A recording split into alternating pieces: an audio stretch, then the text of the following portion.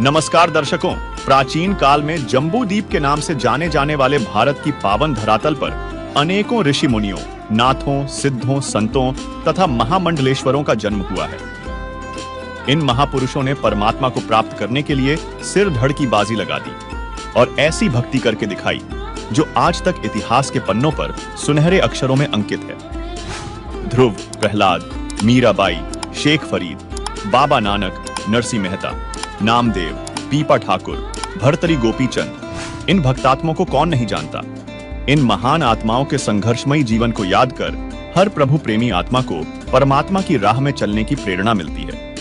आज के इस वीडियो में हम ऐसी ही एक महान आत्मा के विषय में बात करेंगे जिन्होंने अपने जीवन में परमात्मा को प्राप्त करने के लिए क्या कुछ नहीं किया और अंत में अपनी सिद्धि शक्तियों तथा अनेकों चमत्कार दिखाकर भगवान शिव के एक अनन्य भक्त के रूप में प्रसिद्धि प्राप्त की।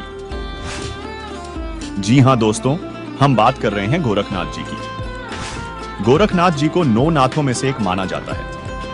गोरखनाथ एक योगी थे जो भारत में नाथ संप्रदाय के संस्थापक माने जाते हैं। उनके गुरु का नाम मच्छंद्रनाथ था। गोरखनाथ जी के नाम पर ही उत्तर प्रदेश का जिला गोरखपुर विख्यात हुआ है। दर्शकों, आज के इस खास वीडियो में हम आज से लगभग 600 वर्ष पूर्व हुई एक ऐसी ज्ञान गोष्ठी यानी आध्यात्मिक ज्ञान चर्चा के बारे में जानेंगे जिसके बारे में जानकर आप आश्चर्यचकित हो जाएंगे। यह ज्ञान गोष्ठी गुरु गोरखनाथ जी और परमेश्वर कबीर साहिब जी के बीच हुई थी। जी हां, आपने सही सुना। हम बात कर रहे हैं उस समय की जब गोरखनाथ जी स्वामी रामानंद जी को काशी में ज्ञान गोष्ठी के लिए आमंत्रित करते हैं। तब परमेश्वर कबीर साहिब जी स्वामी रामानंद जी के शिष्य की लीला कर रहे थे। उस वक्त उनकी उम्र लगभग 10-12 वर्ष ही थी। स्वामी रामानंद जी व गोरखनाथ जी को ज्ञान चर्चा के लिए एक उच्च आसन पर बैठे थे। परमेश्वर कबीर साहिब जी एक सुयोग्य शिष्य की भूमिका निभाते हुए स्वामी रामानंद जी के चरणों के पास जमीन पर बैठ गए। गोरखनाथ रामानंद जी से कहते हैं कि रामानंद जी, मेरे से ज्ञान चर्चा करो। बालक रूप में कबीर साहिब जी जमीन में खड़ा होकर बोलते हैं, हे नाथ जी, पहले मेरे से ज्ञान चर्चा करो, पीछे मेरे गुरुदेव जी से बात करना। गोरखनाथ जी कहते हैं कि तू कबीर कब से योगी बन गया? कल का जन्मा और चर्चा करेगा गोरखनाथ के साथ। तेरी क्या आयु है और कब से वैरागी बन गया? परमात्मा क्या बोले, नाथ जी, तब से भये बैरागी, मेरी आद अंत सुध लागी। क्या बताते हैं कि मैं कब से बैरागी हूं। ढूंढो कार आद का मेला, नहीं गुरु कोई ना था चेला। तब का तो हम योग उपासा, और जब का फिरूं अकेला। धरती नहीं जद का टीका दीना, धरती नहीं जद की टोपी दीना। तेरा बिरमा नहीं था जद का टीका, और शिव शंकर से योगी ना थे, मेरा तब का जोड़ी शक्का। द्वापर की हम करी फावड़ी, त्रेता का हम दंडा। सतयुग मेरी फिरे दुहाई, और कलयुग फिरो नौखंडा। गुरु के बचन साध की संगत, अजर अमर घर पावे।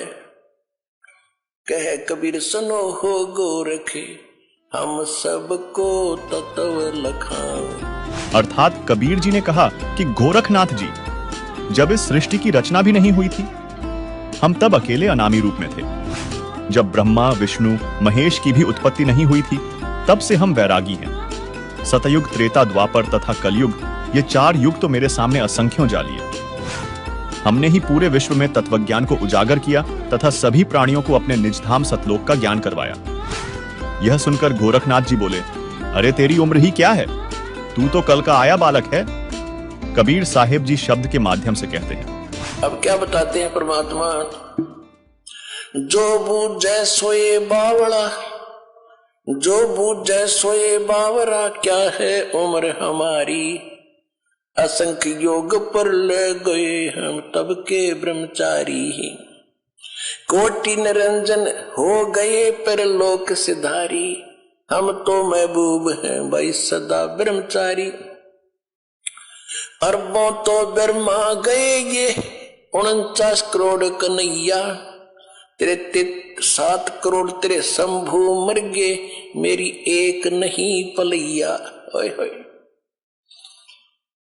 कहते हैं करोड़ों निरंजन मर गए, अलख निरंजन 21 ब्रह्मांड के स्वामी, और कहते हैं अरबों तो ये ब्रह्मा मर गए और 49 करोड़ विष्णु ये तेरे कन्हैया, और 7 करोड़ तेरे शंभू मर गए, मेरी एक नहीं पलैया। अब भी शंकर जी का पुजारी नाथ जी थे, और जब ये कहा कि तेरे शंभू भी मर लिए 7 करोड़ और मेरी एक भी पल आयु की नहीं घटी है, अर्थात मैं अविनाशी हूं। कोटन नारद हो गए ये मोमंद से चारी, देवताओं की गिनती नहीं ये क्या सृष्टि बिचारी। नहीं बूढ़ा ना बालक और ना कोई भाट बेखारी, कहे कबीर सुनो हो गोरख यह उम्र हमारी।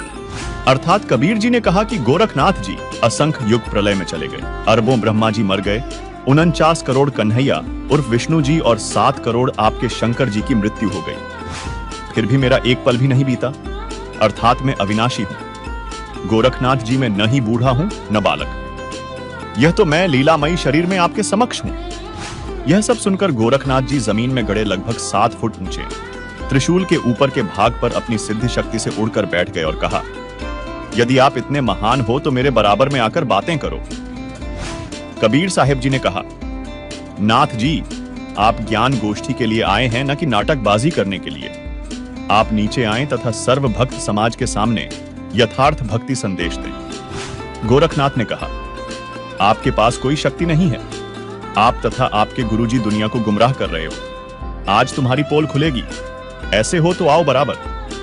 तब कबीर साहब के बार बार प्रार्थना करने पर भी नाथ जी जब नहीं माने तो कबीर जी ने अपनी जेब में से एक कच्चे धागे की रील निकाली, जिसमें लगभग 150 फुट लंबा धागा लिपटा हुआ था। कबीर साहब जी ने धागे का एक सिरा पकड़ा और आकाश में फेंक दिया। वह सारा धागा उस बंडल से उधड़कर सीधा खड़ा हो गया। कबीर जी जमीन से आकाश में उड़े तथा लगभग 150 फुट सीधे खड़े धागे के ऊपर वाले सिरे पर इस तरह बैठ गए जैसे जमीन पर बैठे हों। तब कबीर साहब जी ने कहा, आओ नाथ जी बराबर में बैठकर चर्चा करें। गोरखनाथ जी ने ऊपर उड़ने की कोशिश की, लेकिन उल्टा जमीन पर आकर धड़ाम से गिरे। जिस प्रकार चुंबक की चट्टान के आगे चुंबकीय शक्ति वाले इंस्ट्रूमेंट काम करना बंद कर देते हैं, इसी प्रकार सिद्धियों के भंडार पूर्ण परमात्मा कबीर साहेब जी की शक्ति के आगे गोरखनाथ जी की सिद्धि शक्ति ने काम करना बंद कर दिया, क्योंकि पूर्ण परमात्मा के सामने सभी सिद्धियां निष्क्रिय हो जाती हैं। गोरखनाथ जी की कोई कोशिश सफल नहीं हुई। तब गोरखनाथ जी जान गए कि यह कोई मामूली भक्त या संत नहीं है। तब गोरखनाथ ने कहा, हे परम पुरुष, कृपया नीचे आएं और अपने दास पर दया करके अपना परिचय दें। आप कौन शक्ति हो, किस लोक से आना हुआ है? तब कबीर साहेब जी नीचे आते हैं और कहते हैं कि ले मैं बताता हूं कौन हूं। परमात्मा बोले, सुन ले। अवगत से चल आया, मेरा कोई भेद मर्म ना पाया। अवधू अवगत से चल आया, अवधू अवधूत, हे गोरखनाथ मैं अवगत से चला आया, जिसके बारे में कोई नहीं जानता। तेरा ब्रह्मा जानता, ना तेरा शंकर जानता, ना विष्णु जानते। अवधू अवगत से चल आया, मेरा कोई भेद मर्म ना पाया। मात पिता मेरे ना मेरा जन्म न गर्भ बसेरा, बालक बन दिखलाया, काशी नगर जल कमल पर डेरा, तहाँ जुलाहे न पाया। मात पिता मेरे कछु नाही, ना मेरे घर दासी, जुल्ला का सुत आन कहाया, जगत करो मेरी हासी। मात पिता मेरे कछु नाही, ना मेरे घर दासी, ये जुल्ला का सुत आन कहाया, जगत करे मेरी हासी। पांच तत्वों का धड़ना मेरे, ये 5 तत्वों का धड़ना मेरा, जानो ज्ञान अपारा, सत स्वरूपी नाम साहेब का ओहे नाम हमारा। अदर दीप सतलोक में, अदर दीप भवन गगन गुफा में, तान्य वस्तु सारा, तेरा ज्योत स्वरूपी अलख निरंजन वो डरता ध्यान हमारा।